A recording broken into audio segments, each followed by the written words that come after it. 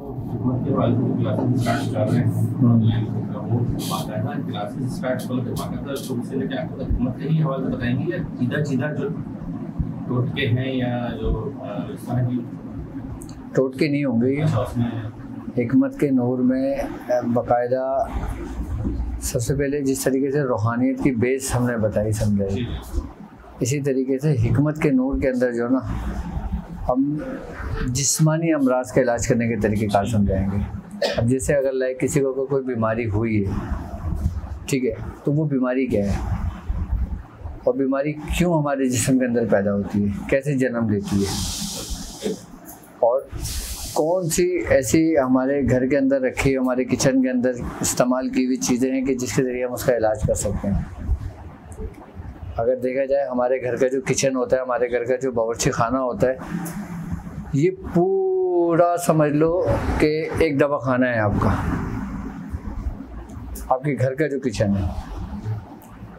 यानी कि आपकी सेहत और आपकी बीमारी आपके घर की किचन के ऊपर डिपेंड करती है। अच्छा, बीमारियों को जहाँ तक ताल्लुक है ना, तो जो हमारी नाकिस ग़िज़ा होती है ना, उससे हमारे जिस्म के अंदर बीमारी जन्म लेती है। क्योंकि नबी करीम सल्लल्लाहु अलैहि वसल्लम की हदीस है, आपने फरमाया है कि आपका मैदा तमाम बीमारियों का घर है, गढ़ है, यहीं से बीमारियां जन्म लेती हैं। यानी कि कुछ कम खाएंगे तो वो मैदे में जाएगा। अच्छा, हमारे खाने, हमारे ग़िज़ा का ताल्लुक, इसका ताल्लुक हमारे जिस्म से भी है और हमारी रूहानियत से भी है। आप जो कुछ भी खाते हो, जिस्म का तो ताल्लुक समझ में आता है हमारा कैसे है, रूहानियत का ताल्लुक कैसे है हमारा। जिस्म का तो ये ताल्लुक है ना कि भाई हमें भूख लगी, हमने खाना खाया, हम सेहतयाब हो गए, या हमारी भूख ख़त्म हो गई, या भूख कम हो गई, या भूख मिट गई, या एक लम्हे के लिए भूख बंद हो गई, हमारा पेट भर गया। नॉर्मली तो हमारे यही कॉन्सेप्ट होता है ना कि भाई हम खाना कब खाते हैं, जब हमें भूख लगती है। हज़रत सैयदना शेख अब्दुल कादिर जिलानी रज़ी अल्लाह ताला अन्हु फरमाते हैं कि जो भूखे सादिक है ना, वो इंसान को 40 दिन में एक दफ़ा लगती है। कितने दफ़ा? 40 दिन में एक दफ़ा। क्योंकि हज़रत सैयदना शेख अब्दुल कादिर जिलानी 40 दिन में एक दफ़ा खाना तनावुल फरमाते थे। आप चांद की पहली तारीख से लेकर पूरे 40 दिन काउंट करो, कितनी तारीख बनती है दूसरे महीने की? जो 11वीं शरीफ मनाते हैं ना, वो हम इसी बरकत से मनाते थे, लेकिन लोग समझते हैं कि कोई आपकी पैदाइश है या आपकी वफ़ात है या आपकी कोई दिन है 11वीं का। एक से लेके 10 तक पूरे 40 दिन हो जाते थे। फिर दूसरे दिन जो ना आप एहतमाम करते थे दावत का, जो 11वां दिन लगता था।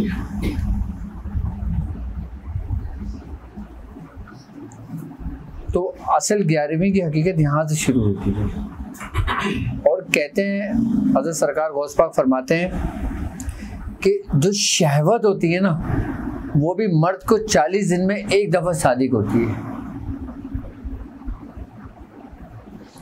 वो भी 40 दिन में एक ही दफ़ा लगती है। बाकी जितनी भी सोहबतें हमारी होती हैं सब काजिर होते हैं, सब हमारी अपनी ख्वाहिशात के लिए होती हैं। जो हकीकी जिसमें जिस्म और रूह को जो वो होता है, वो 40 दिन में एक दफ़ा होता है। सिर्फ खुराक के ज़रिए से आसीबी और जिस्मानी इलाज हो सकता है? बिल्कुल हो सकता है। सिर्फ खुराक? बिल्कुल हो सकता है, बिल्कुल हो सकता है। कैसे? हाँ, मैं बता दूँ कैसे। सरकार दो आलम सल्लल्लाहु अलैहि वसल्लम का फरमान है, आपने फरमाया है कि जब तुम खाना तनावुल करा करो ना, तो खामोशी इख्तियार ना करा करो, क्योंकि खामोश खाना खाना मकरूहात में से है। यहूदियों का शेवा है, ईसाइयों का। ईसाई इसको इबादत समझते हैं। तो सरकार दो आलम सल्लल्लाहु अलैहि वसल्लम ने इसी इसमें मना फरमाया था कि अगर तुम इबादत समझकर खामोश चीज़ें खाना खाते हो तो ये मकरूह है तुम्हारा। अच्छा, उसकी रीज़न क्या है इसका?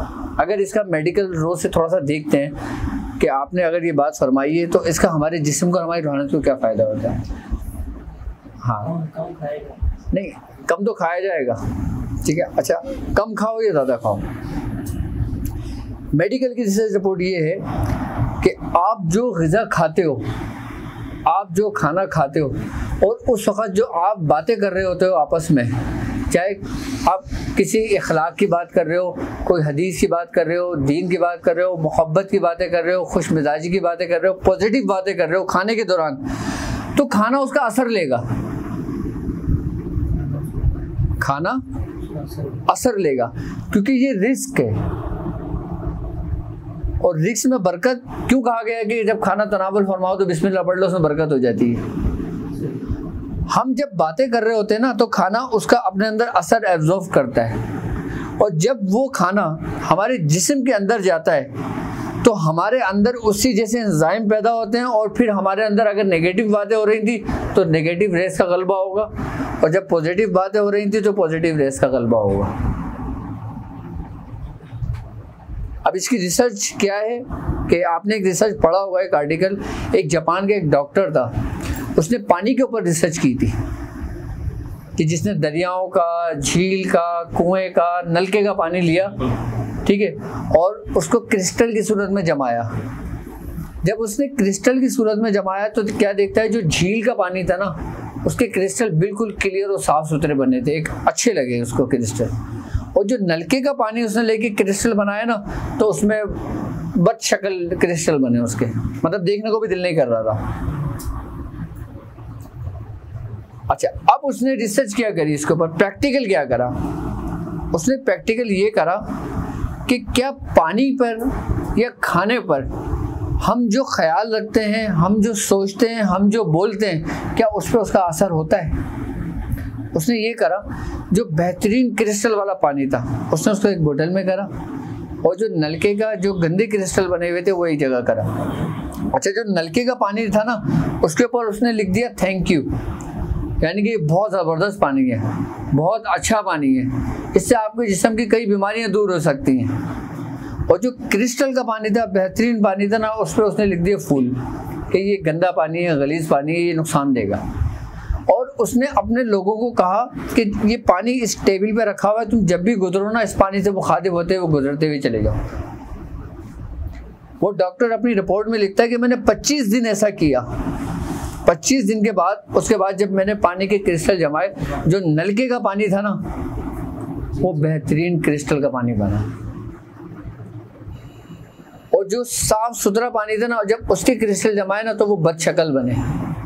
और जब उसने वो पानी इस्तेमाल कराया, वाकई जिसने कहा पानी को कि ये बीमारियों को दूर करेगा, उसमें बीमारियां दूर होने लगी। इसी तरह खाने का भी हिसाब होता है। हम जब डाइनिंग टेबल पर खाना खाते हैं, लंच में अपने बीवी बच्चों का खाना खाते हैं, जब हम खाना खाने के दौरान जब अपने, यकीनन आपने देखा होगा, अक्सर पुराने ड्रामों में देखा होगा या पुरानी मूवीज़ में देखा होगा या अपने बुजुर्गों से सुना होगा कि जब कोई अहम बातें करनी होती थी ना, तो रात के खाने पर बुलाया करते थे। रात खाना तो एक खाने पे बुलाया करते थे कि यार खाने पे आना, आपसे कोई बात करनी है। वो इसीलिए बात करते थे कि जब खाने के दौरान जो बातें होती है ना, उसका असर हमारी सारी ज़िंदगी हम पर रहता है, क्योंकि उसका कनेक्शन हमारी रूहानियत से होता है। रूहानियत से कैसे कनेक्शन होता है उसका? जब हम खाना बिस्मिल्लाह पढ़ के खाते हैं और अच्छी बातें करके हम खा रहे होते हैं, वो ग़िज़ा, जैसे सरकार दो आलम सल्लल्लाहु अलैहि वसल्लम की हदीस आपने फरमाया, जब तुम खाना तनावुल फरमाया करो तो हर लुक़मे में क्या पढ़ा करो, इस्म या वाजिद, कि तुम्हारे अंदर नूर पैदा होगा। खाना तो जबकि नॉर्मल ही है, इस्म उस नूर से पैदा हो रहा है, उस इस्म से पैदा हो रहा है, उस बरकत से पैदा हो रहा है। हम जब खाना खाते हैं ना, तो वही खाना, ये समझ लें कि इतने ज़र्रों के अंदर हमारा मैदा उसको तकसीम कर देता है कि वो हमारे ब्लड के अंदर शामिल हो जाता है, और फिर उसी जैसे एंजाइम बनने लगते हैं। और फिर जिस किस्म का खाना हम खाते हैं ना, फिर हमारे न्यूरॉन्स कनेक्शन वैसे ही बनाता है। जिस तरीके से मौलाए कायनात का कौल है, आपने फरमाया कि इतना गोश्त ना खाओ कि तुम्हारा पेट जानवरों का, क्यों फरमाया आपने कि जानवरों का कब्रिस्तान बन जाए?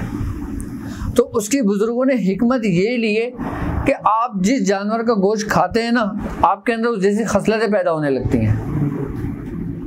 अब जैसे लाइक तुम मुर्गी का गोश्त खाओ, गाय का गोश्त खाओ, किसी हराम जानवर का गोश्त खाओ, उसके अंदर जैसे बैक्टीरियाज होंगे, उस जानवर की जैसी खसलत होगी, वही आपके अंदर आहिस्ता आहिस्ता धीरे धीरे धीरे धीरे आपके खून के अंदर शामिल होने लगेगी। और जब धीरे धीरे आपके खून के अंदर वही नेगेटिविटी शामिल होगी तो फिर आपके रूहानी कनेक्शन कैसे बनेंगे? तो आपके अंदर क्या पैदा होगी? नेगेटिविटी। यानी कि आपका नफ्स को उभार आएगा उससे। चिल्लों के दौरान, इबादत के दौरान, रियाजत के दौरान खाना कम क्यों कर दिया जाता है?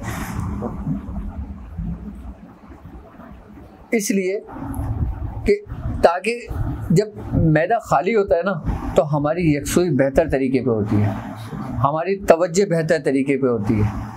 और जब पेट भरा हुआ होता है ना तो मस्ती चढ़ती है, फिर तवज्जो नहीं होती।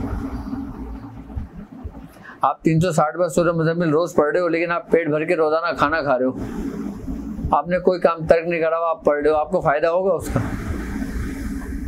जबकि आप मेहनत कितनी कर रहे हो।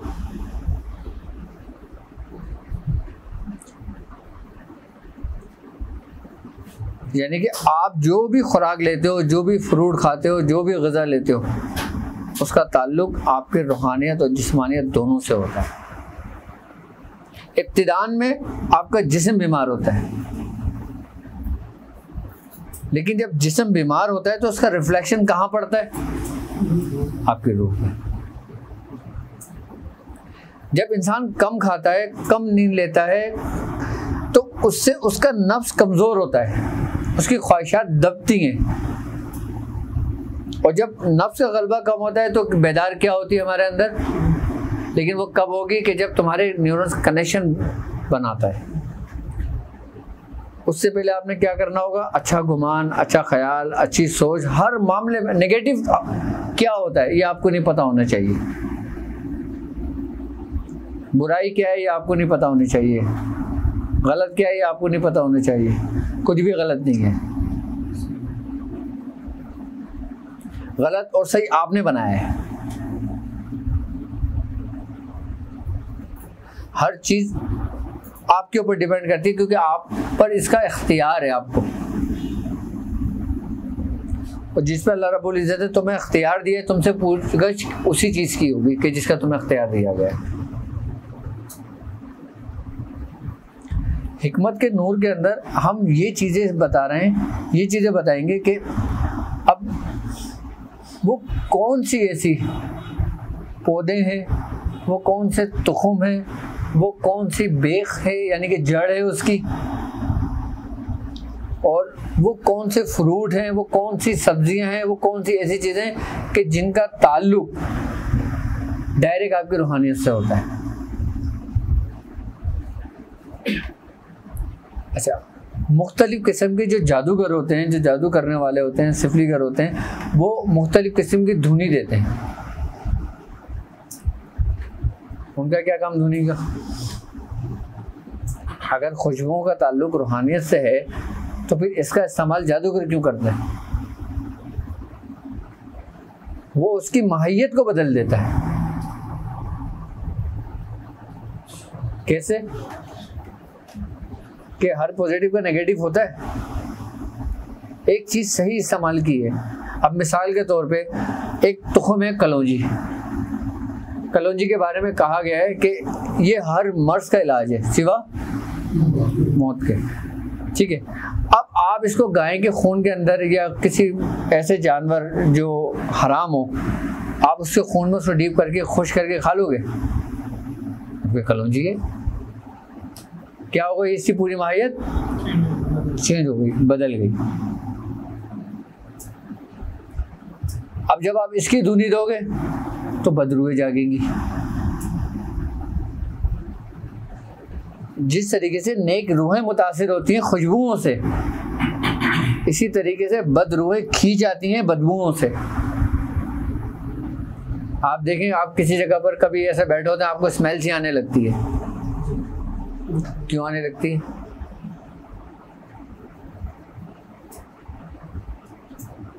कभी ऐसे बैठे होते हैं, आपको खुशबू आने लगती है। खुशबू और बदबू, इसका भी कॉन्सेप्ट है, इसकी भी हकीकत है।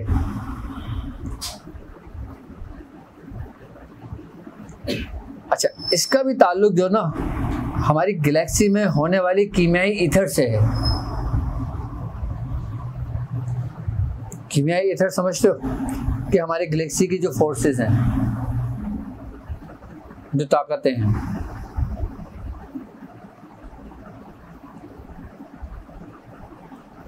हजरत दाऊद अलैहिस्सलाम आप परिंदों की जुबान जानते थे, कैसे?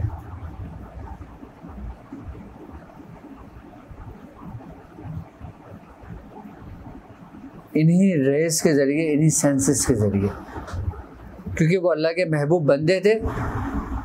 अल्लाह रब्बुल इज़्ज़त ने उनके जो बातनी हवास थे वो बेदार हो गए थे कि जिसकी बरकत से वो उनकी ज़ुबानें जानते थे।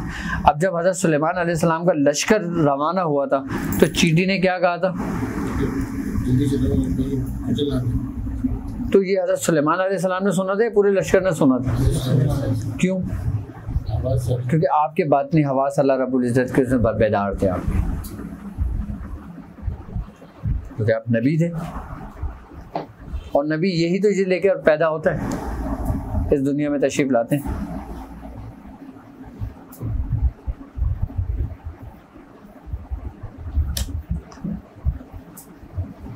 रूहानियत के अंदर सबसे पहला सबक जो होता है ना, सबसे पहला सबक जो होता है वो अच्छा ख्याल होता है। अच्छा ख्याल, अच्छा गुमान रखने वाला शख्स ऐसा है जैसे वो खुश लकड़ी के मानेंगे।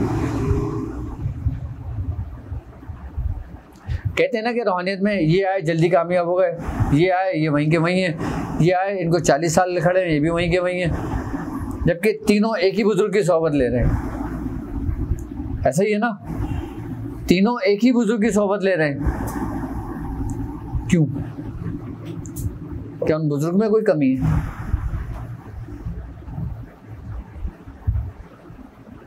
कोई शख्स जल्दी कामयाब हो जाता है, जैसे हज़रत शेख बहाउद्दीन ज़िक्रिया मुल्तानी रहमतुल्लाह अलैह। जब आप शेख शहाबुद्दीन सोहरवर्दी की खिदमत में गए थे, आप 17 दिन रहे थे। 17 दिन में आपने आपकी तालीम और तरबियत करी, आपको खिलाफत इजाज़त दी, आपको रवाना कर दिया पाकिस्तान के लिए।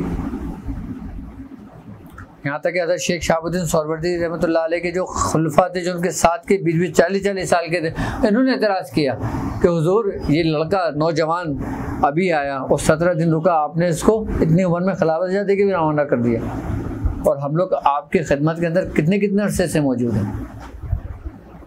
तो आपने क्या कहा कि ये खुश लकड़ी लेकर आया था। ये खुश लकड़ी के मानिंद था कि जिसने चिंगारी से फ़ौरन आग पकड़ के देख गई, और तुम गीली लकड़ी के मानिंद हो, तुम्हें जितनी चिंगारी लगती है, जितनी आग लगती है, वो बुझ जाती है।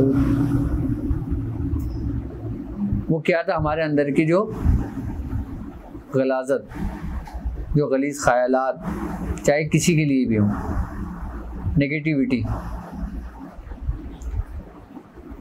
अल्लाह रब्बुल इज़्ज़त जब अपने दोस्तों को महफूज करता है ना, तो सबसे पहले उसके दिमाग से, उसके दिलों से, हर चीज़ से ना, आप ही देखो कि इस बुरे ख्याल ही को मिटा देता है।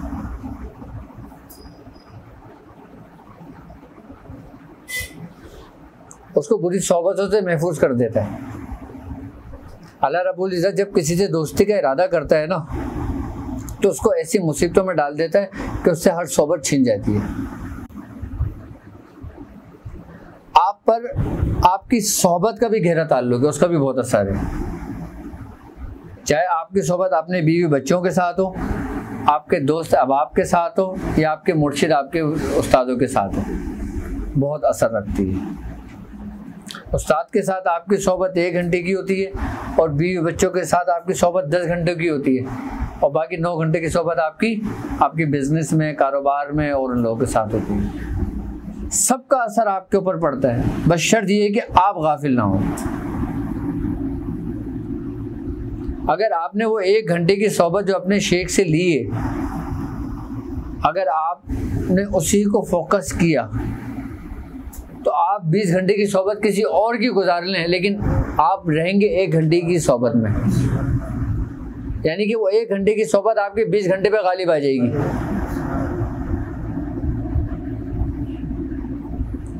वो आपके लिए तरक्की का बाइस है।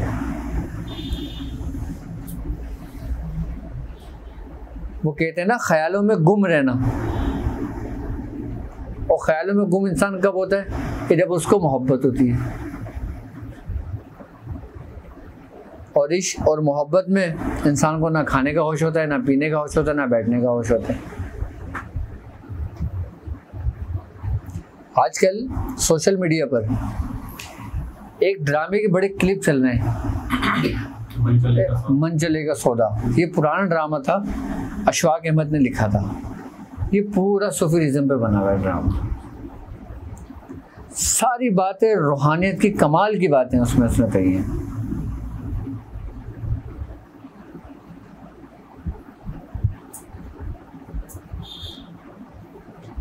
बाकायदा तौर पे जो बुजुर्गों के वाकयात थे उसको कैरेक्टर दिया है इसमें।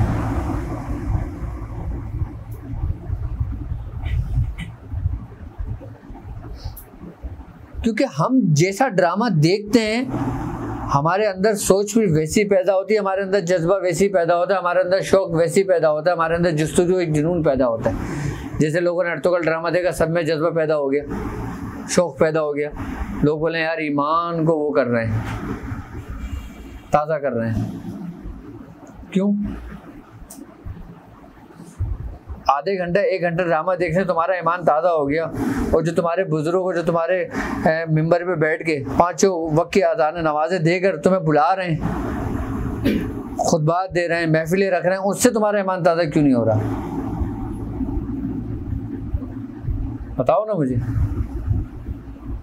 बुजुर्गों की सोहबत से तुम्हारा ईमान ताज़ा क्यों नहीं हो रहा, और ड्रामे से तुम्हारा ईमान ताज़ा क्यों हो गया?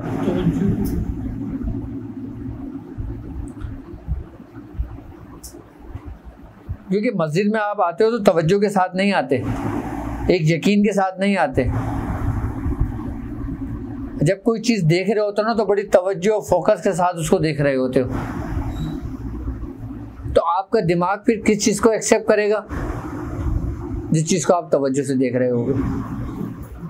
तो फिर आपके अंदर क्या वो जज्बा ईमान का जो ना वो सिर्फ कुछ ही दिन रहता है, कुछ ही घंटों रहता है, फिर वो आहिस्ता आहिस्ता ख़त्म हो जाता है, फिर वो वहीं आके खड़ा हो जाता है।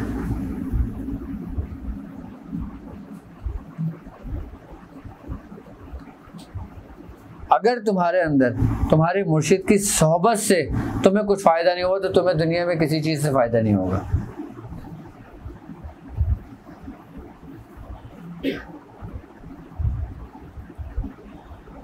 अच्छा, एक बात याद रखना, सिखाने वाला कुछ नहीं सिखाता, सीखने वाला सीखता है सिखाने वाले से। क्या? सीखने वाला सीखता है सिखाने वाले से, सिखाने वाला कुछ भी नहीं बताता।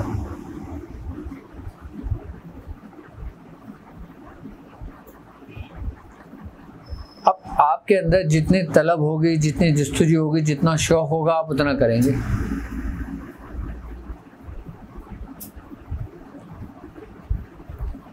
इसलिए बुजुर्गान दिन फरमाते हैं कि कम खाओ लेकिन आला खाओ, अच्छा खाओ। थोड़ा खाओ लेकिन अच्छी ग़िज़ा का इस्तेमाल करो, क्योंकि उस ग़िज़ा जो तुम ले रहे हो उसका ताल्लुक तुम्हारा भी है, तुम्हारी रूहानियत से भी है, तुम्हारे आने वाले नस्लों से भी है। क्यों कहा जाता है कि हराम से बचो? क्योंकि हम जैसा खाते हैं ना, और जब हमारी औलाद पैदा होती है वो उसी नुत्फ़े से पैदा होती है, तो उसके अंदर भी वैसी खसलतें पैदा होंगी जैसा आपने खाकर, जैसा कमाकर आपने उसको पैदा किया होता है।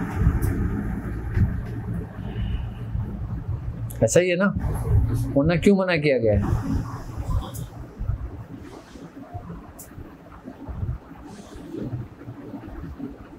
अपने लिए आला से आला चीज़ पसंद करो। क्यों नबी पाक सल्लल्लाहु अलैहि वसल्लम की हदीस है, आपने फरमाया तुम अपने भाई के लिए वो चीज़ पसंद करो जो तुम खुद के लिए करते हो। खुद के लिए क्या करते हो? अच्छी से अच्छी चीज़ पसंद करते हो।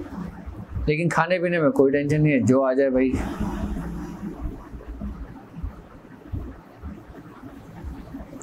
जब आप परहेज़ में रहोगे, जब आप पढ़ाई में रहोगे, आप ज़िक्र अस्कार में रहोगे, यकीनन सबसे पहले आपका जो चखना है, जो हवास खमसा में है, अगर आपको इस पे कंट्रोल हो गया ना, आपको सब पे कंट्रोल हो गया। यानी कि देखना, चखना, सुनना, सूंघना, छूना,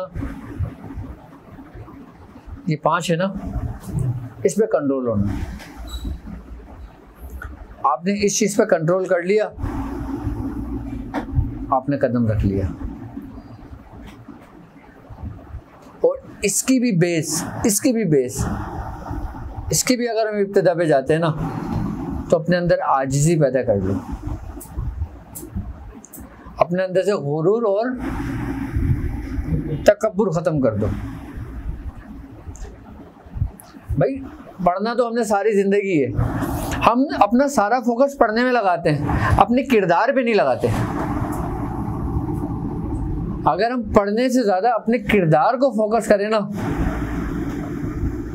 हम पढ़ने से ज़्यादा अपने किरदार और अपने अमल पर फोकस करें ना, तो हम बेहतरीन मुसलमान बन सकते हैं और बेहतरीन रूहानियत में आला मकाम हासिल कर सकते हैं।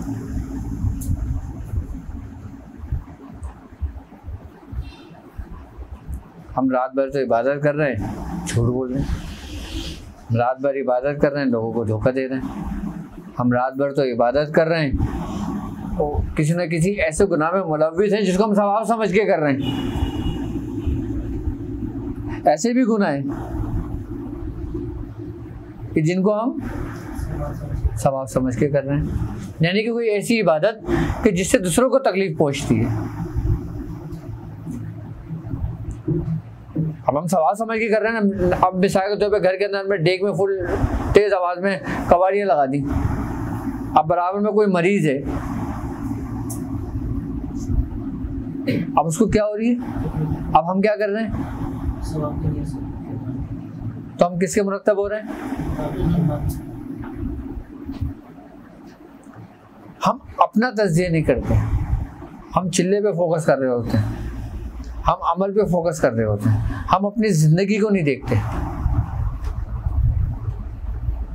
हम अपनी जिंदगी को नहीं देखते, अपने अमाल को नहीं देखते।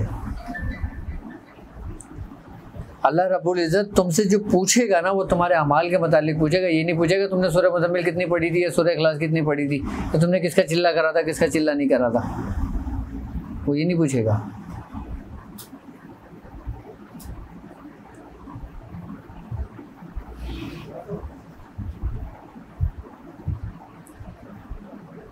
हमारे मियाँ हुजूर फरमाते हैं कि अगर कोई शख्स अपने कुफ्र की वजह से मर जाता है तो उसका जवाब दे वो खुद है, लेकिन अगर तुम्हारा पड़ोसी भूख की वजह से मर जाता है तो उसके जवाब दे तुम भी होगे।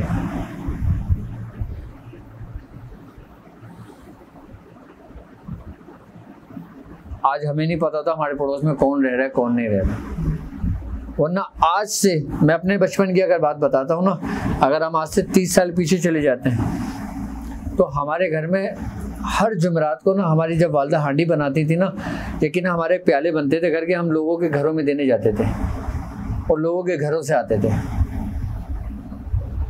मैं हकीकत बता रहा हूँ आपको, मस्जिद जाते थे देने के लिए, आसपास पड़ोस में दिया करते थे, और फिर उस वक्त लोगों में मोहब्बतें कैसी थी। आज अगर किसी पड़ोस में तुम एक प्याला चावल देने चले जाओ, किस लिए लाए हो भाई? हैं? हम नियाज नहीं खाते या कुछ पढ़ के तो नहीं लिया है, तो हम लोगों में फिर मोहब्बतें भी कम होती चली जा रही हैं। हमारा दौर बहुत फास्ट जा रहा है, इतना फास्ट जा रहा है कि आपकी इस वक्त की जो नई नस्ल जो बढ़ेगी ना आगे, वो बर्बाद हो गई है, तालीम से भी, दीन और दुनिया से भी। आपने जो बचपन, आपने जो वक्त गुजार लिया ना, ये बेहतरीन और नायाब था आपके लिए। अब आप अपने बच्चों के लिए सिर्फ दुआ कर सकते हो,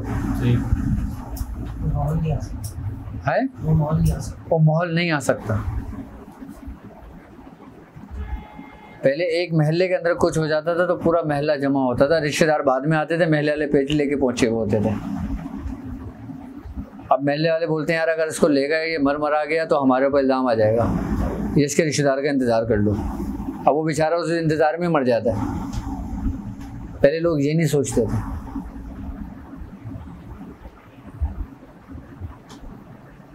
सबसे बड़ी इबादत हुकूकुल इबाद है, हम उसी से गाफिल हैं। हम हुकूकुल्लाह पूरा करने में लगे हुए हैं, अल्लाह के हुकूक पूरे करने में लगे हुए और हुकूकुल इबाद से बिल्कुल गाफिल हैं। हमारी नज़र में कोई हैसियत, कोई अहमियत ही नहीं है।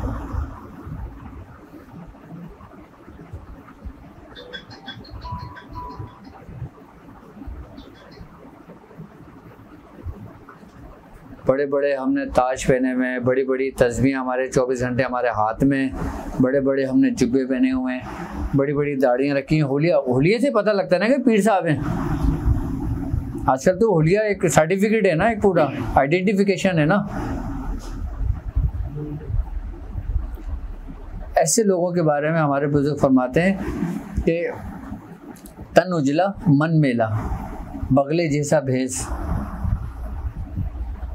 बगला जो होता है ना, वो ऊपर से बड़ा खूबसूरत सा होता है, उसको देख के प्यार आता है, एक रश्क आता है, लेकिन अंदर से उसका गोश्त काला होता है। तन उजला मन मेला, बगले जैसा भेस, हमसे तो काका भले अंदर बाहर एक, यानी कि हमसे तो कौवा बेहतर है, जो बाहर भी काला है और अंदर भी काला।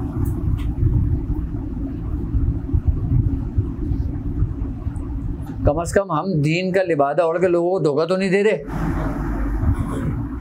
हम कोई आलिम, कोई मुफ्ती बनकर तो कुछ नहीं कर रहे, हम तो आम से लोग हैं। हमने तो अपने बुजुर्गों की सोहबतें ली हैं।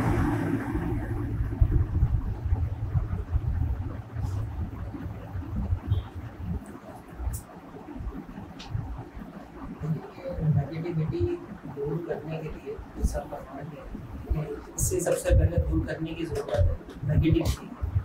तो ये मुर्शिद के सोहबत से, उनके तसव्वुर से क्या दूर हो सकती है, और जिनके अंदर ये नेगेटिविटी है मुर्शिद की सोहबत लेते हुए भी फैज़ नहीं मिलता, तमाम का क्या कहना?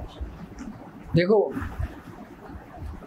कहते हैं कि कुछ लोग अपने मुर्शिद के करीब रहकर भी बहुत दूर होते हैं और कुछ लोग दूर रहकर भी बहुत करीब होते हैं। इसकी मिसाल मैं अपने मियाँ हुजूरी की ज़िंदगी की आपको दूँ। मियाँ हुजूर एक दफ़ा बैठे हुए थे, फरमाने लगे, मैंने पूछा कि आपने दादा मियाँ की कितनी सोहबत ली है आपने? कहने लगे, मेरी दादा मियाँ से मुलाकात सन 82 या 83 में हुई थी। उस वक़्त दादा मियाँ का पूरा उरूज का दौर था, यानी कि हज़ारों की तादाद में उनके मुरीदीन थे, हज़ारों की तादाद में उनके मुरीदीन थे। तो उस वक़्त मेरी उनसे मुलाकात हुई थी। उस वक़्त उन्होंने मुझे खिलाफत इजाज़त दी थी।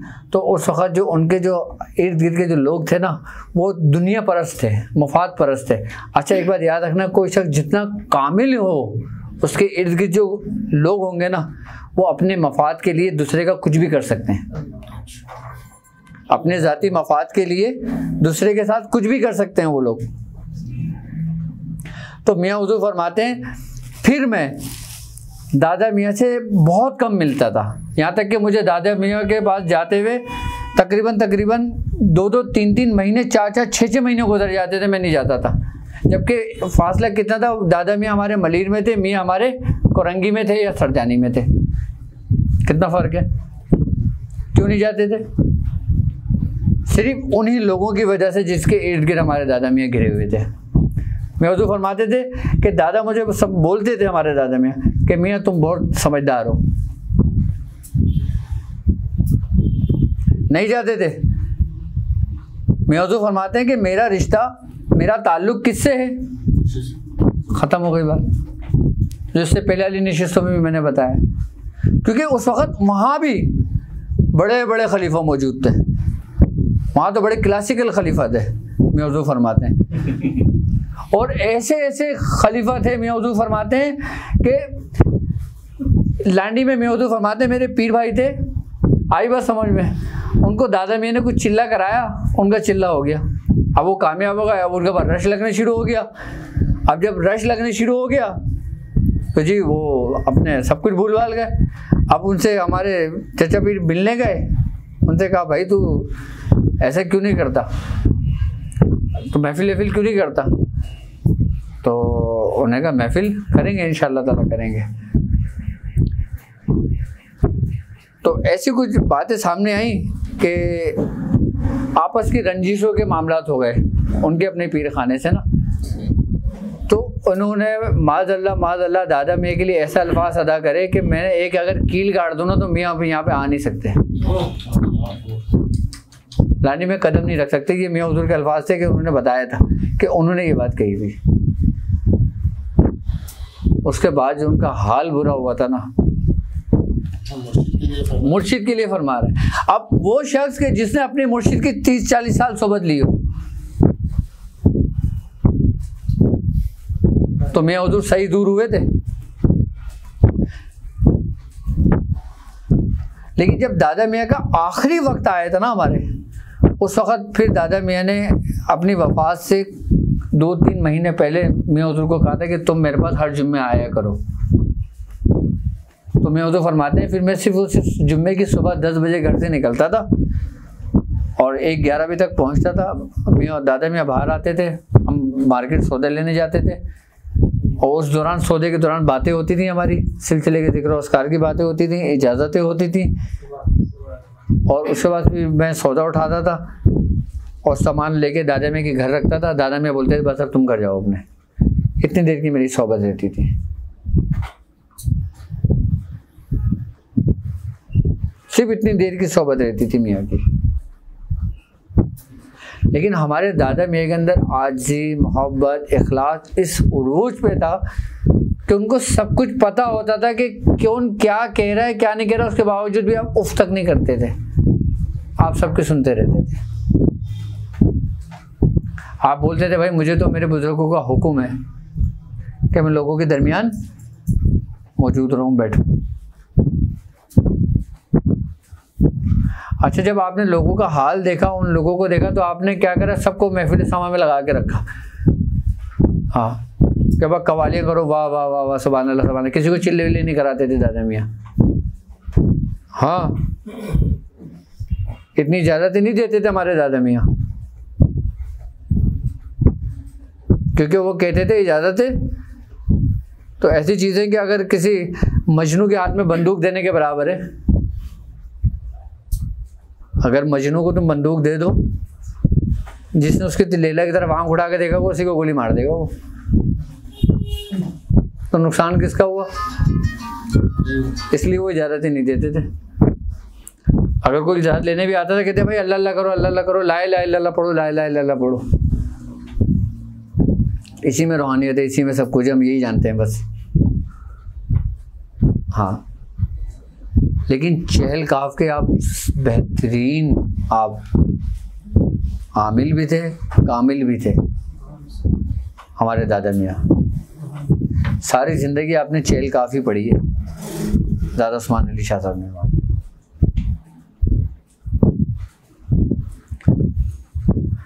अब जब तुम ये देखो कि उन बुजुर्गों की 40 साल की सोबत में नेगेटिविटी ख़त्म नहीं हुई, तो फिर कैसे ख़त्म होगी?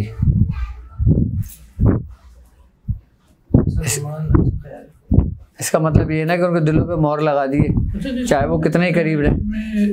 नुकसान ये होता है कि हम बैत होने के बाद ये सोचते हैं कि अब आपका काम है, हमारा कोई काम नहीं। चलो, अगर ये भी हो तो फिर तुम कामयाब हो जाओगे, क्योंकि तुम्हारी नीयत साफ होनी चाहिए।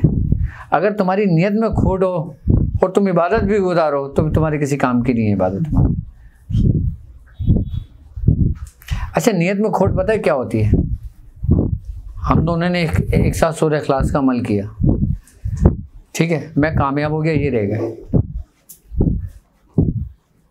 ये रह गए, इन्होंने फिर मेहनत की।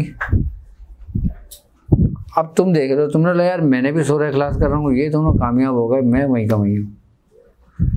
मियाँ ने इनकी चीज़ें खोल दी, मेरी चीज़ें बंद करी। हमें लगता है मियाँ को मेरी कोई बात बुरी लग गई। अब उसने किससे मंसूब कर दिया? अपने मालिक से। शेख के बारे में अगर जर्रा बराबर भी तुम्हारे दिल के अंदर कोई खोट आ गई ना, तो तुम गए। जर्रा बराबर भी अगर खोट आ गई तो तुम किसी काम के नहीं रहोगे।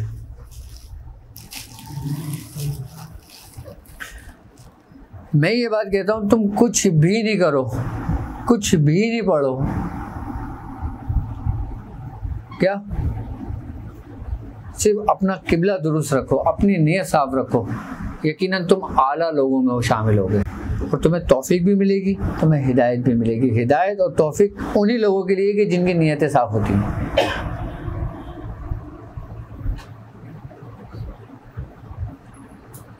अच्छा, कुछ लोग ऐसे होते हैं जो ये समझते हैं कि हमारी नियतें भी बहुत अच्छी हैं, हमारी नियत भी बहुत अच्छी है, हमारा अखलाक भी बहुत अच्छा है, हमारा रवैया भी बहुत अच्छा है, लेकिन हम अंदर एक आग में जल रहे हैं कि ये मुझसे आगे क्यों निकल गया। भाई जबकि हम दोनों ने सफ़र साथ शुरू किया, हम दोनों ने सफ़र, ये जल्दी पहुंच गया और मैं अभी पहुंच ही रहा हूँ, और मैं अभी पहुंच ही रहा हूँ, मेरे दिल में ये ख्याल आ गया कि यार ये कैसे पहुंच गया, ये क्यों कामयाब हो गया। ये छोटी छोटी सी बातें होती हैं, छोटी छोटी से, और ये छोटे छोटे सुराग जो होते हैं ना, ये बड़े बड़े जहाज़ों को ले डूबते हैं और हम इसको इग्नोर कर देते हैं।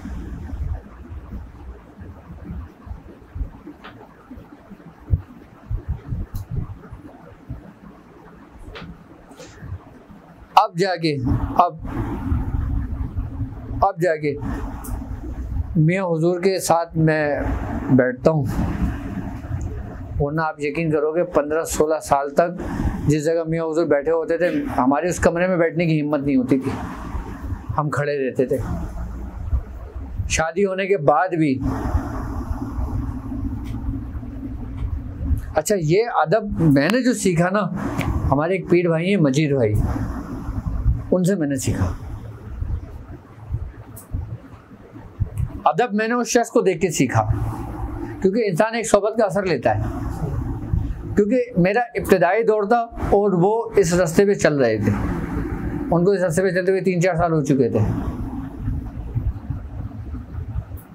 कामरान भाई, अल्लामा कामरान नहीं, एक कामरान भाई हमारे मलीर से आते थे, वो दूसरे हैं, और अल्लामा कामरान दूसरे हैं। जो मलीर से आते थे ना, वो कामरान भाई और आपके मजीद भाई और सलमान सिंधी होटल पे जो रहता है,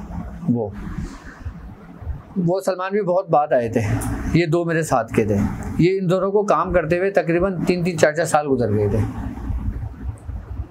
अच्छा, जो कामरान था ना, वो उसका काम करता था कारपेंटर का, लकड़ी का। बिस्मिल्लाह शरीफ का आमिल था और 19,000 मरतबा रोज पढ़ता था बिस्मिल्लाह। कितनी मरतबा? 19,000 मरतबा रोज पढ़ता था। जब मैं दाखिल हुआ था इस रास्ते में,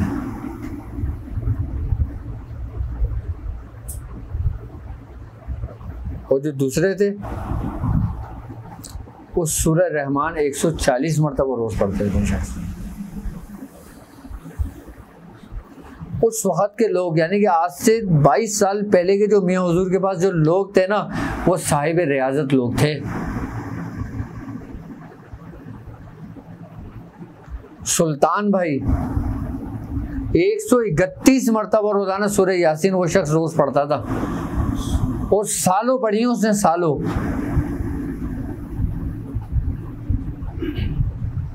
मियाँ हुजूर आज से 22 साल पीछे अगर चले जाओ ना, जो हमारा तरबियत का दौर था, उस वक्त इतने सख्त थे ना अमल के मामले में कि एक जर्रा बराबर भी छूट नहीं होती थी हमें। और वो कहते थे, याद रखना इस अमल के दौरान अगर तुम्हारी आंख बंद हुई, तुम्हारी आंख लगी, तो फिर आंख नहीं खुलेगी तुम्हारी। तुम बैठोगे अगर तुम्हारा उस्ताद तुम्हें ये कह के बिठा ले। और गुस्से में, जलाल में कहते थे, ये नहीं कि हंसी मजाक में कह रहे हैं। मियाँ हुजूर का जलाल उस वक्त ऐसा था कि हमारी हिम्मत नहीं होती थी कि हम ऊंची आवाज में बात करें, मजाक तो दूर की बात है। जब से उलमाए कराम का, इन मौलवी हजरात का आना शुरू हुआ ना सन 2006-07 के बाद, ये जिसमें अल्लामा कामरान, मुफ्ती आसिफ, मुफ्ती अबू बकर साहब, ये लोग 2007-08 के बाद आए। उसके बाद मियाँ हुजूर बहुत बहुत बहुत पोलाइट हो गए थे, बहुत नर्म वो हो गए थे। फिर मियाँ हुजूर ने इतनी रियाजत नहीं कराई किसी से जितनी रियाजत मियाँ हुजूर ने अपने पहले लोगों से करवाई हैं। मैं तो जानता हूँ ना उन लोगों को। एक हमारे पीर भाई थे, चिराग शाह नाम था उनका। क्या? मैंने जब उनको फर्स्ट टाइम देखा था ना, उनकी उम्र तकरीबन 65-70 साल की थी। दुबले पतले से थे, सिंधी थे, नंगे पैर थे, कलंदरी लिबास था मिजाज उनका, बड़े बड़े बाल थे और मट्टी गंदगी लगी, हाथ में एक आसा था। उनसे मेरी मुलाकात हुई थी 99 में। चिराग शाह नाम था। मियाँ हुजूर से कभी निशिस्त होगी ना, आप पूछना उनसे चिराग शाह कौन थे आपके करीब। मैं दवाखाने की सफाई कर रहा था, वो आ गया, मैं समझा कोई मांगने वाला है, तो वो मुझे देखता रहा, वो शख्स मुझे देखता रहा। मैं अपनी सफाई करता रहा। मैं जब उससे करीब आया, मैं ना बाबा थोड़ा साइड में हो जाओ, मैं झाड़ू लगा रहा हूँ, मट्टी वट्टी उड़ेगी आपको। कह रहा नहीं तू अपना काम कर। मैंने अपना काम किया तो मुझसे कहे तू आ गया। पहली दफ़ा देखा था उन्होंने मुझे। मैंने कहा कह रहा आजाद बैठ इधर। मैं बैठ गया। आप यकीन करोगे उसने मुझे बिठाला, उसने मेरी चप्पल उतारी और अपने कपड़े से साफ करने लगा। अब मैंने बोला बाबा ये क्या कर रहे हो? कह रहे मियाँ हुजूर कब आएंगे? तुम मियाँ हुजूर के बेटे ही हो ना? मैंने कहा। कह रहे तुम मेरे पीर के बेटे हो। तुम मेरे पीर के बेटे हो। उसने मेरी चप्पल अपने कपड़ों से रगड़ने शुरू कर दी। मैंने कहा कहाँ से आए हो? कह रहे मुझे मियाँ ने सेवन भेजा हुआ था, 3 साल के बाद आया हूँ। अच्छा, मैं उससे जो पूछूं वो सच सच बताया मुझे, वरना वो शख्स किसी से बात भी ना करे। वो शख्स किसी से बात भी ना करे। तो मैंने उनसे कहा, मैंने कहा तो तुम करते क्या हो? कह रहे सूरह इखलास पढ़ता हूँ मैं। क्या? मैंने कहा कितनी सूरह इखलास पढ़ते हो? कह रहे आज मुझे तकरीबन 14 साल हो गए और मेरी जुबान नहीं रुकती। अभी तुझसे बात कर रहा हूँ बस। दुबले पतले, इतने दुबले पतले कि चच्चा भी सेहतमंद नहीं है जो बैठे हैं।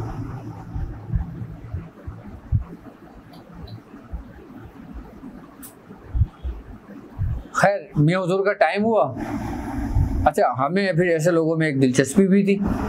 उस वक्त मैं नए इस फील्ड में आया था। अच्छा, उनको देख के मुझे और जज्बा पैदा हुआ और शौक पैदा हुआ।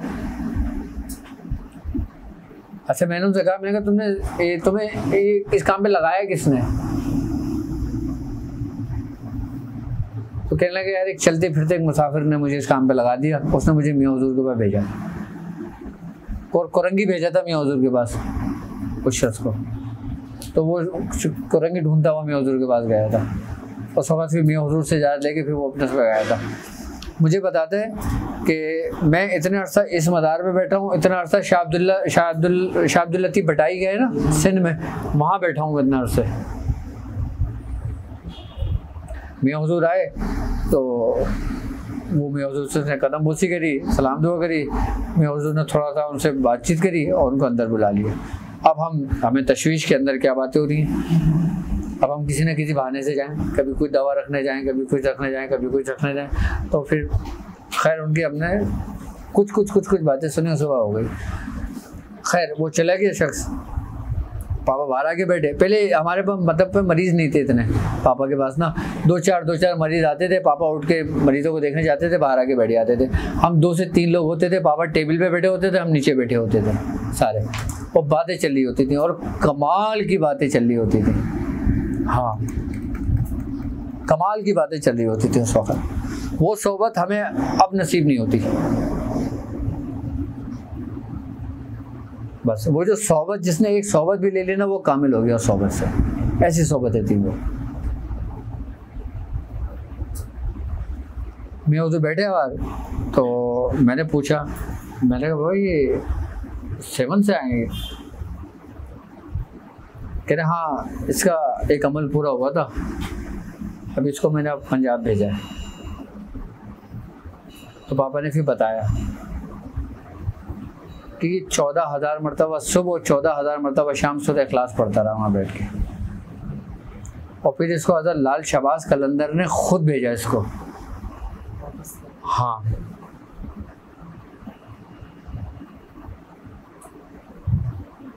कह रहे मैं आपके हुक्म से दोबारा यहाँ आया हूँ।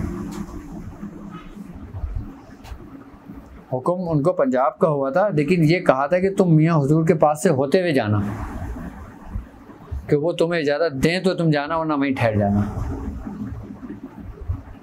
पहले ऐसे ऐसे लोग आते थे जो साहिब ड्यूटी लोग थे ना, हमने अपनी आंखों से उन लोगों को देखा है। जो साहिब ड्यूटी लोग थे, जो ड्यूटियाँ कर रहे होते थे उस वक़्त की। भाई खादिम नौकर होता है ना, और खादिम को पता होता है कि बादशाह के दरबार के अंदर कौन आ रहा है कौन जा रहा है। वो एक तरीके से एक वक्त होता है कि वो उसका राजदार बन जाता है, क्योंकि उसको पता होता है कौन आ रहा है कौन जा रहा है। और फिर एक ऐसा राजदार कि जो मालिक खुद बता रहा हो,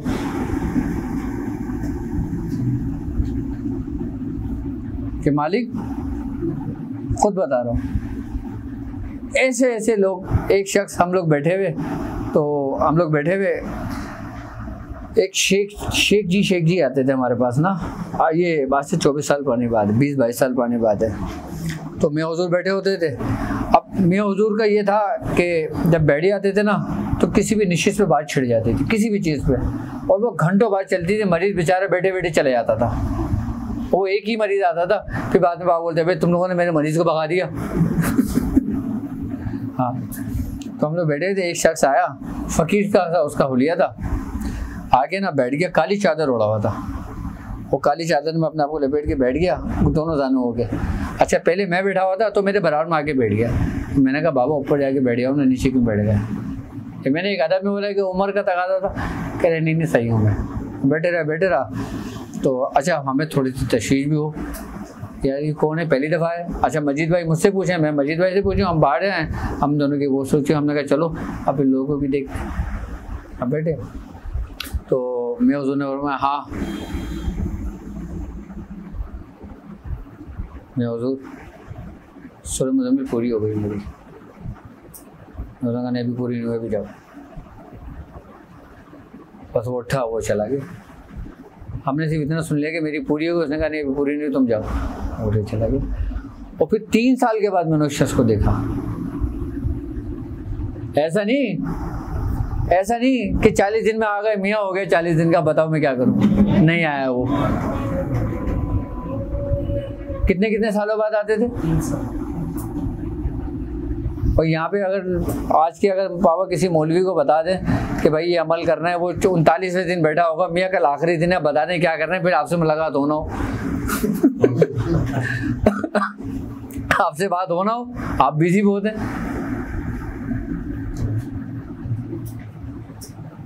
और हमने उन लोगों को जो साहिब रियाजत लोग थे, कितने अरसे रियाजत करते हुए देखा। इन लोगों को देख के तो फिर हमारा घर बार छूटा था हमसे। जब तो हम भी नहीं रास्ते पे पड़े थे, लेकिन हमें मियाँ हुजूर ने निकाल लिया वहाँ से। तुम उधर कहाँ जा रहे हो उस रास्ते पे?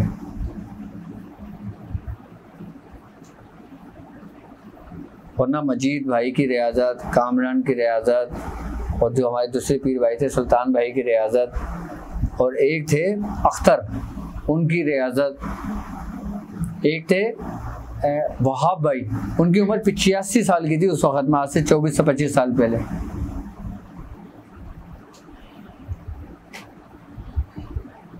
हाँ, वहाब नाम था उनका। वो सिर्फ चांद की 17 तारीख को आते थे।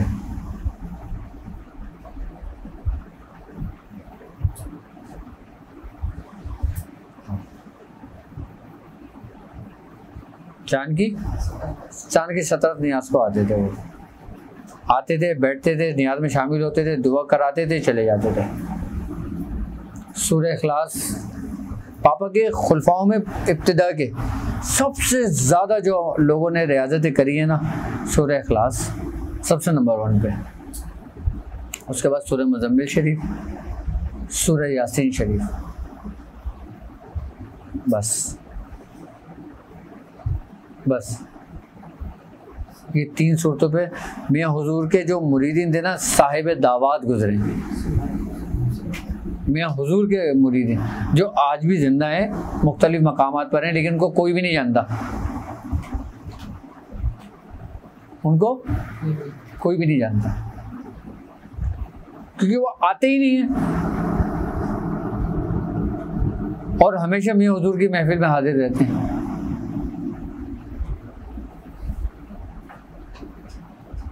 आते नहीं हैं लेकिन मियाँ हुजूर की महफिल से गाफिल नहीं रहते।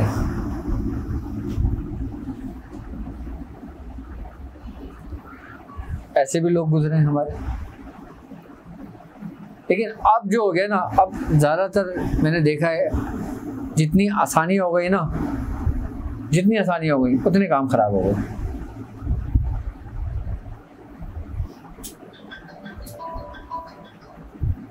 जो हकीकी तलब करने वाले लोग, जो लोग थे ना, माहौल के साथ उन लोगों का भी जज्बा कम हो गया, क्योंकि आसानियाँ मैसर आ गई ना, और इस रस्ते में आसानियाँ तो हैं ही नहीं, और सख्ती कोई बर्दाश्त नहीं कर सकता।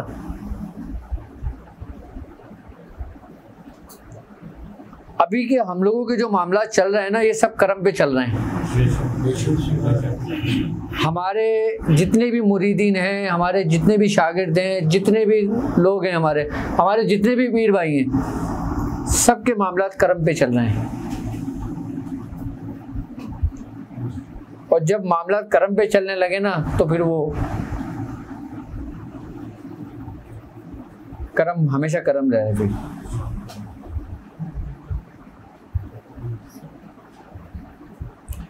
आज जो भी कुछ है ना, आज के दौर में, यानी कि 2005 के बाद जितने भी हमारे पीर भाइयों को, जितने भी हमारे लोगों को जो मिल रहा है ना, वो सिर्फ मैं ये बात समझता हूँ, मियाँ हुजूर की जो रियाजत थी ना, मियाँ हुजूर की जो इबादतें थी ना, सिर्फ उसमें से ही कुछ हिस्सा मिल रहा है, वरना अपना हिस्सा किसी ने भी नहीं बनाया। अपना माल किसी ने नहीं बनाया रूहानियत का, मियाँ हुजूर के माल में से ही सबको मिल रहा है। सन 2005 के बाद से लेकर आज तक मैंने जो ऑब्जर्व किया, मैंने जो देखा मैं वो बोल रहा हूँ। मैंने एक दौर मियाँ हुजूर का वो भी देखा इब्तिदा,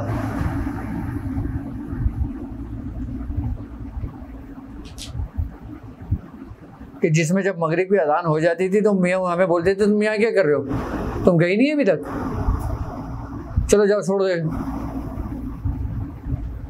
हमारे घरों की शादियां हमने अटेंड नहीं करी, तकरीबात दावतें हमने अटेंड नहीं करी, अपने चचाओं की शादियों के अंदर हमने खाना नहीं खाया। मैं अपनी बात बता रहा हूँ। मैं हमारे चचाओं की जब शादियां हुई ना, मैंने खाना नहीं खाया किसी की भी शादी का, सिर्फ पढ़ाइयों की वजह से, इबादत और रियाजतों की वजह से।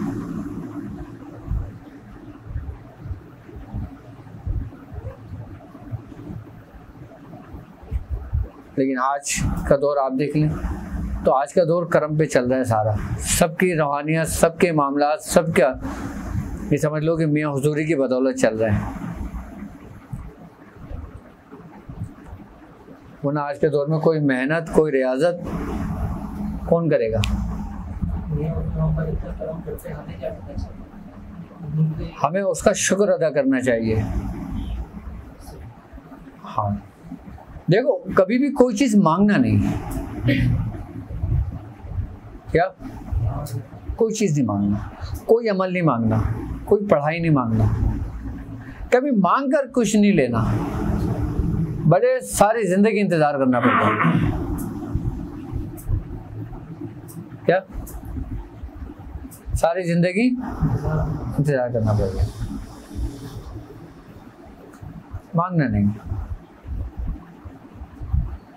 क्योंकि तुम्हें नहीं पता कि तुमने क्या मांगा, कि तुमने जो मांगा वो तुम्हारे लिए बेहतर है या नहीं है। क्यों लोगों को 20-20, 30-30 साल, 40-40 साल गुजर जाते हैं, वहीं के वहीं रहते हैं, क्योंकि वो मांगा हुआ पढ़ रहे होते हैं, मांगा हुआ कर रहे होते हैं। तो मांगो, बुजुर्ग तुम्हें फौरन दे देंगे, जब हमारे दादा मियाँ का आखिरी वक्त आया, ख्वाजा मंजूर हुसैन शाह साहब का, उन्होंने सबको बुलाया, मियाँ हुजूर भी थे, तुम मांगो क्या मांगते हो, बोलो। हुजूर अल्लाह बेहतर करेगा, जाओ। उस वक्त में उस नशिश में दादा मियाँ ने जिससे जो कहा ना वो सबके साथ हो। हमारे मियाँ हुजूर को बुलाया, उनसे पूछा कि मियाँ तारिक क्या मांगते हो? मियाँ हुजूर ने फरमाया, मियाँ मुझे कुछ नहीं चाहिए, मुझे कुछ नहीं चाहिए। क्या? मुझे कुछ नहीं चाहिए, आप जो मेरे हक में बेहतर चाहें। मैं तो नाकिस हूँ, मुझे कुछ नहीं पता, मेरा बादशाह कामिल है, उसको पता है कि कौन सी औलाद क्या जरूर कर सकती है, कौन सी औलाद को क्या है। तो हमारे दादा वो पीर इरफान अली शाह बैठे, उन्होंने कहा बोल देना तेरे हालात ख़राब हैं इतने, जबकि कामिल वो भी बड़े कमाल के बुजुर्ग थे। हाँ, वो पीर इरफान अली शाह साहब ऐसे बुजुर्ग थे कि 14,000 मरतबा सूरह इखलास उन्होंने 12 साल दादा साहब पे बैठ के पढ़ी है। और जब दादा साहब पे बैठे थे वो ये कहकर बैठे थे, हुजूर अब आप बोलोगे तो मैं बोलूँगा। 12 साल तक नहीं बोले थे वो, किसी से कलाम नहीं किया था उन्होंने। वो कोनी मार के क्या बोल रहे हैं कि बोलना तेरे हालात सही नहीं है। और मियाँ हुजूर के हालात ऐसे थे, एक पैर में हरे रंग की चप्पल होती थी, दूसरे पैर में चप्पल नहीं होती थी, और जो प्लास्टिक की बोतल होती है वो पहन के कपड़ा चलाते थे। मियाँ ने क्या बोला, मियाँ मुझे नहीं पता, जो आपको बेहतर लगे, मैं आपके पास दुनिया के लिए नहीं आया। तो दादा मियाँ ने एक लफ्ज़ कहा था कि तुझे उस वक्त तक मौत नहीं आएगी, क्या, जब तक तू किसी मुर्दे को जिंदा ना कर दे।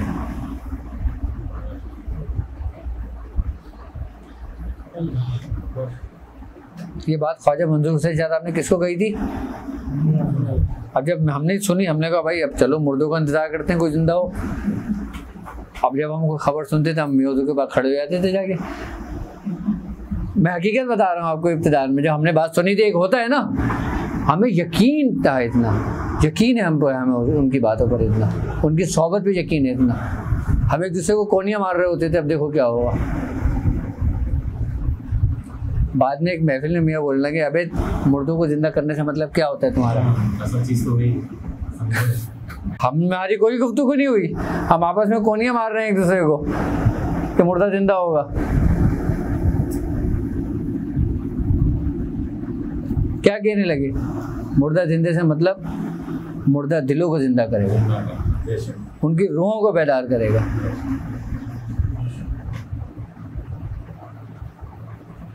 और फिर हमने ऐसे ऐसे मौजज़ात, ऐसे ऐसे करामात भी देखे उनकी, ऐसे ऐसे वाक़यात भी देखे, ऐसे ऐसे हालात भी देखे।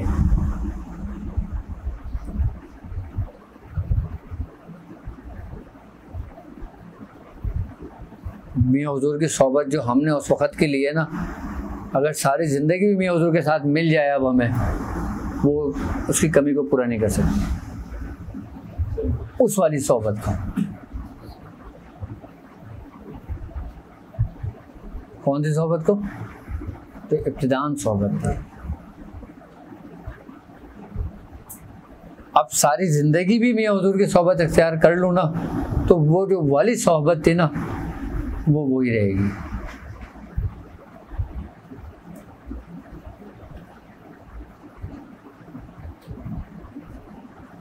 क्योंकि हर बाप को अपनी पहली औलाद से मोहब्बत होती है, वो सोहबत हमारी पहली औलाद थी, समझ लो। जब मुझे खिलाफत हुई तो एक लियाकत है ना, इनके साथ आते हैं, सिंधी है वो, उनके महल्ले में एक बूढ़ा शख्स रहता था, उनका नाम याकूब था। उस वक्त उसकी उम्र 70-75 साल थी। वो मेरे मतलब के बाद चौखट पे खड़ा रहता था। अच्छा, मैं उनको बोलता था, उस वक्त मेरे को मरीज़ नहीं होते थे, एक का दुक्का मरीज़ आते थे तो मैं देख लिया करता था। तो मैं उनसे बोलता था, बाबा खैरियत? कह रहे नहीं, सिर्फ तुम्हें देखने आया हूँ, मुझे सिर्फ देखने आया हूँ। मैं कहा पता नहीं कौन है। अंदर आके बैठ जाता था, घंटों बैठे रहते थे, चले जाते थे उठ के। हमारे यहाँ महफिल थी 17 की ना, तो उसमें इनको भी बुलाया मैंने, याकूब भाई को, मैंने कहा आप भी आइएगा, और इनको बोला लियाकत को, लियाकत वगैरह सब लेकर आए। उस वक्त महफिल हुई। जब मुझे खिलाफत इजाज़त हुई ना, वो याकूब साहब जो 75 साल के थे, वो मेरे पास आए, मुझसे कहने लगे हुजूर सबसे पहला मुरीद आपने मुझे करना है। क्या? सबसे पहला मुरीद मुझे आपने करना है, मुझे उसने बोला। तो मैंने कहा बाबा अभी महफिल में बैठे हैं, सब बैठे हैं। कह रहे नहीं मैं कल आऊँगा, मुझे मुरीद करना सबसे पहले, अभी किसी को मुरीद नहीं करना, और मैं इसी नीयत से यहाँ पे आके बैठा हूँ इतने अरसे से कि मैं तुम्हारा मुरीद हूँगा। मैंने कहा अच्छा मुरीद करेंगे। अब कल आना, खिलाफत तो मिल गई हमें इतना, जो जहाँ तक पहुँचे थे वहाँ पहुँचे। उसके बाद इजाज़त हुई, जब मैं यहाँ पर आया वो आ गए कि मुझे मुरीद कर लो अपना। अब ये लियाकत भी आ गया, और उस वक्त सहरान नाम का एक लड़का था वो भी आ गया, तो 4 लड़के आ गए। तो मैंने कहा अभी सिर्फ आप मुरीद हो मेरे। किसको बोला मैंने? मेरे को हाथ दो मिला। उन्होंने मुझे हाथ दिया, मैंने उनसे बैत करी, उनको पढ़ाया, और उसके बाद वो जो कैफियत थी वो अलग ही कैफियत थी उस वक़्त में। उसके बाद उन्होंने मुझसे कहा कि मैं क्या करूँ अब। मैंने कहा सूरह इखलास पढ़ना। क्या पढ़ना? सूरह इखलास करना। कह रहे ये कौन सी सूरत है? क्या ये कौन सी सूरत है? मैं कहा सूरह इखलास नहीं आती। कह रहे नहीं। मैं कहा नमाज पढ़ते हो? कह रहे नमाज भी नहीं आती मुझे। अब मैं मुसलमान हुआ हूँ, आप मुझे सूरह इखलास पढ़ाएं। मैंने उनको सूरह इखलास पढ़ी, पढ़ो कुल अल्लाहु अहद, मैंने उनको पढ़ाई, उनको याद हो गई 1-2 दफ़ा पढ़ने में। मैंने कहा कितनी पढ़ोगे? कह रहे बस अब यही पढ़ूंगा। वो घर चले गए। उसके बाद से लेके आज तक लापता हैं। आज इस बात को भी तकरीबन 13 साल हो गए। अब जब वो घर से लापता हुए, 1-2 दिन 3 दिन गुजर गए, घर वाले ढूंढा, परेशान, क्या करें, कहाँ चले गए। अच्छा हम भी परेशान, हम भी डर गए यार, पहला मुरीद था गया, अब वो घर वाले भी परेशान, सब ढूंढे हुए। अच्छा मैं डर गया, मैंने कहा अब मैं मुरीद नहीं करूँगा किसी को। अब मैं पापा के पास गया तो मैंने बोला मियाँ ऐसा हो गया, मैंने तो उसको मुरीद दिया, वो गायब हो गया। तो मैं हंसने कह रही नहीं कोई बात नहीं, तुम्हें पता चल जाएगा। मैंने कहा तो पता तो लगे, वरना मुझे तो एक ही था वो। हाँ अब मैं क्या करूँ? कह रहे नहीं तुम परेशान नहीं हो। मैंने कहा उसके घर वाले मेरे पास आ रहे हैं। कह रहे वो जब से हफ्ते मुरीद हुए वो लापता है। अब उनकी उम्र भी 70-75 साल। अब वो टेंशन, अल्लाह न करे मर आ गए हो। तो खैर कुछ वक्त गुजरा, नहीं मिले जी, सब परेशान। लेकिन कभी ऐसा हुआ कि उनको किसी ने लाल शहबाज कलंदर पे देखा, कभी ऐसा हुआ कि उनको सखे अब्दुल वाफिज जिलानी पे किसी ने देखा। तो ये लियाकत के अल्फाज हैं ये। कभी ऐसा हुआ कि उनको दादा दरबार पे किसी ने देखा। मुझे तशवीश लगी, मैंने कहा मेरा एक ही था, कहाँ गया वो। अब मैं बड़ा अफसरदा भी था, टेंशन भी थी, एक दिल वो भी था। अब हम ये समझते थे कि भाई जब मुरीद होता है तो उसका ख्याल रखना पड़ता है, वरना फिर मुरीद किस बात का वो। अब हमसे रात में पढ़ाई नहीं की जाए, हमेशा उसी का ख्याल है यार वो कहाँ गया। अच्छा फिर हुआ ये कि कुछ अर्से के बाद मैं क्या देखता हूँ, मैं पढ़ रहा था, पढ़ते पढ़ते मुझे ऊँघ आ गई। मैं क्या देखता हूँ, बहुत सारे लोग हैं, उसके अंदर ही वो शामिल है, उसके अंदर ही वो शामिल है। तो मैं उनसे कहता हूँ, मैंने कहा भाई कहाँ गायब हो तुम? कह रहे हैं मुझे तो, मैं जब आपके पास से निकला था तो ये लोग खड़े हुए थे, ये लोग मुझे अपने साथ ले गए। मैंने कहा अच्छा, ये वक्त कितनी बात हुई मेरे यहाँ पर। मैंने सीधा अपने मियाँ हुजूर के पास गया, मैंने कहा ऐसा मामला हुआ है। यहाँ तक तो पता चल गया, ढूंढ लिया मैंने कि यहाँ पर है ये है क्या, मामला क्या है। फिर मियाँ हुजूर ने खुद अपने मुँह से बताया कि वो रिजालुल गैब उसको ले गए थे। फिर वो उन्हीं लोगों में शामिल हो गया। अब वो अपनी ड्यूटी पे दे रहा है अपनी। हाँ। आला मकाम, आला गुमान, आला सोच और नियत, ऐसी कामिल मोहब्बत है उसकी। उसके बाद हमने मुरीद ही नहीं किया, और फिर मैंने उसके बाद मुरीद तकरीबन 2-3 साल के बाद किया। मैंने कहा अब आ जाओ, अब थोड़ी सी पुख्तगी आ गई है, अब मैं नजर रखूंगा। बस चले, टाइम हो गया, अभी इंशाल्लाह भी चलते हैं इंशाल्लाह। अल्लाह ताला बरकत अता फरमाए। सुबहान अल्लाह बार गम यार तुई, सुबहान अल्लाह बार कुशाई शिकार तुई, सुबहान अल्लाह बाहरमत कुन फयाकुन, सुबहान अल्लाह मुराद मन हासिल कुन। ए खाली का हर बुलंदी व पस्ती, शी चीज़ ताबा कुंजा हस्ती, इल्मो अमल फराक दस्ती, ईमान व अमा तंदरुस्ती। या इलाहुल आलमीन तेरा जिक्र अस्कार किया गया, या इलाहुल आलमीन तेरे दोस्तों का जिक्र किया गया, इसमें गलती कोताही हो गई तो अपने रहम करम अपने फजल से माफ़ फरमा। या इलाहुल आलमीन हमको अपने बुजुर्गों के रास्ते पे चलने की तौफीक अता फरमा। या इलाहुल आलमीन हमारे दिलों को अपने महबूब दोस्तों की मोहब्बत से भर दे। या इलाहुल आलमीन हासिदीन की हसद से महफूज फरमा, दुश्मनों के शर से महफूज फरमा, जादुओं के शर से महफूज फरमा, शयातीन के शर से महफूज फरमा, वबाओं से, बलाओं से, मुसीबतों से, बीमारियों से महफूज फरमा। या इलाहुल आलमीन हर किस्म की आजमाइश से महफूज फरमा। या इलाहुल आलमीन हमसे कोई गलती कोताही हो गई हो तो अपने रहम व करम अपने फजल से माफ़ फरमा। सुबहान रब्बिक रब्बिल इज़्ज़ति अम्मा यसिफून, वस्सलामु अलल मुरसलीन वल्हम्दुलिल्लाहि रब्बिल आलमीन।